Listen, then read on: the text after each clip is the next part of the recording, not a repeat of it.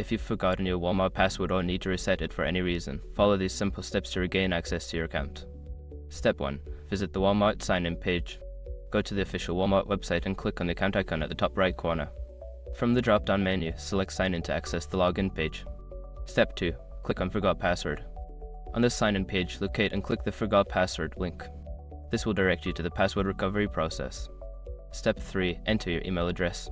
Input the email address associated with your Walmart account in the provided field. Make sure to double-check for any typos before proceeding. Step 4. Check your email. After submitting your email address, check your inbox for a password reset email from Walmart. If you don't see it, check your spam or junk folder. Step 5. Follow the reset instructions. Open the email and click on the password reset link. You will be prompted to create a new password. Choose a strong password and confirm it before saving your changes.